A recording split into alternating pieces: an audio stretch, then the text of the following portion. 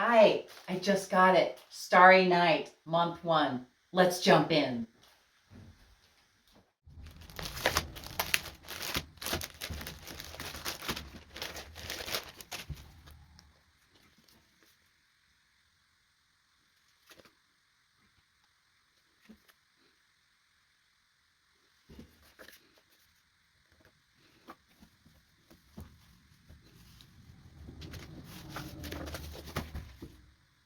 Welcome to Starry Night, month 1, block of the month. I'm going to show you how to organize your kit. First, let's see what's in your kit. We have our covered page, which has the information on the size of the completed blocks, your colors, your pieces. You have a pinup page, which is the final quilt image. You have your block assembly pages for the entire quilt. This will be all of the months of the block of the month, but this is the pattern side image, and then this is the block assembly for the finished quilt. You can see these are reverse images, so mirror images. So according to how you assemble or look at your quilt when you're assembling it, you may want to look from the pattern side versus the finished quilt side.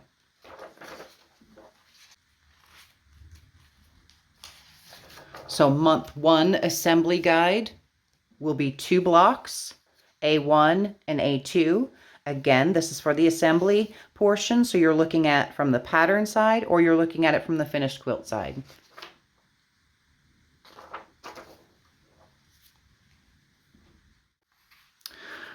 Next, we have the color guides. These are the gradient lists. So these are all of the colors that are going to be used in month 1. And you see the color names, the amount that's included in your kit or that you're needed, and the size and a gradient format. Then we have the color guide as a list color guide, more like a shopping list, so you can see what you want, name of the fabric, color, and the quantity. And they're in alphabetical order according to color code. Then we have our assembly guide for the sections that make up a block.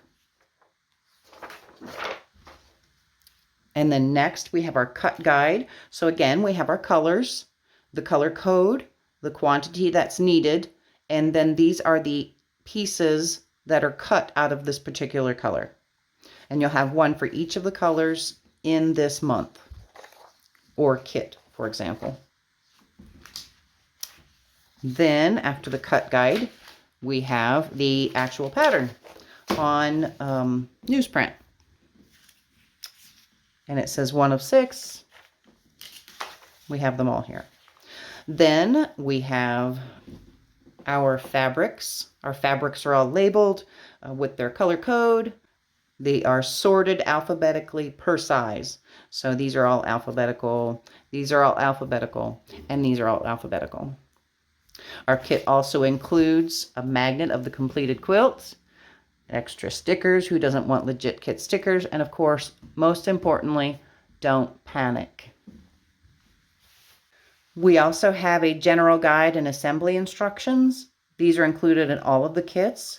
Very helpful information. These would help you in how to assemble. There are some tips. There's a user guide, how to construct.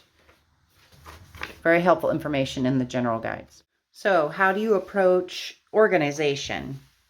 What I like to do is I like to get a binder. So I've got a binder. This is actually a 1.5 inch binder that I'm going to use for this quilt. Since it's 6 months, I want to make sure that it's large enough. Typically the size of quilt, which is the 30 by 40, can go into a smaller binder. But I take my binder and I have some sleeves, sheet protectors. I'm going to put my pages in the sheet protectors and organize in the binder.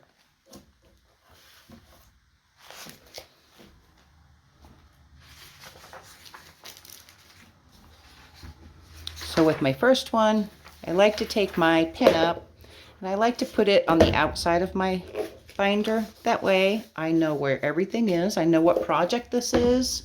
I can pick it up at any time, know what's in it and what should be in it.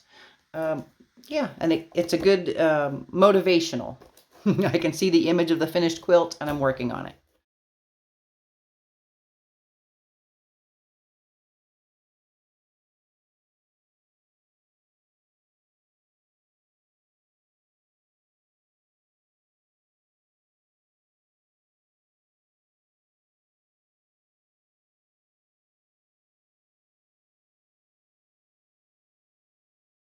Alternatively, if you don't want to put all of your cut guide within the sheet protectors, you can use a hole punch and you can just punch holes and put it in the binder that way. So the next step is to organize your fabric according to the cut guide, which is alphabetical. As I said before, your individual cut sizes are sorted alphabetically, but we want to put them all in this book for easier finding. So I put in my AC fabric and my AD fabric. I find them by the color code at the top of the fabrics. Here's my AC.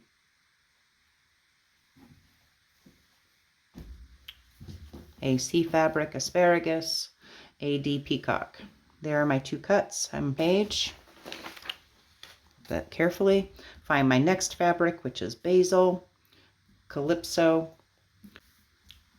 Just sort your fabric in the binder and we'll speed this up.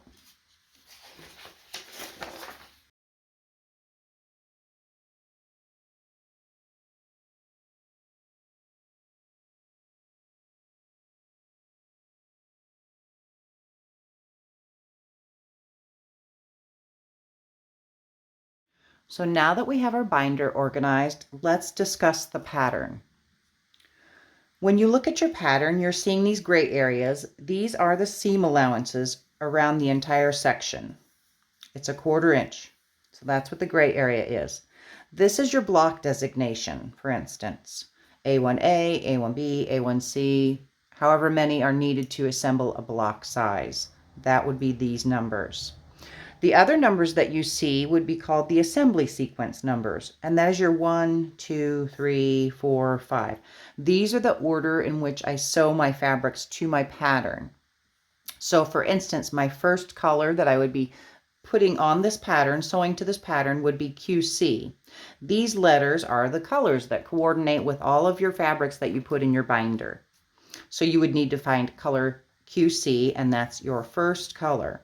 Your first sewing line would be between 1 and 2 because we know sequentially 2 is after 1.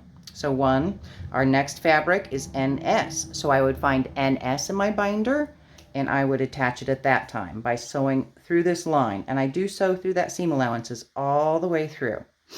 Then my number 3 is OP, number 4 is OS, and number 5 is FI.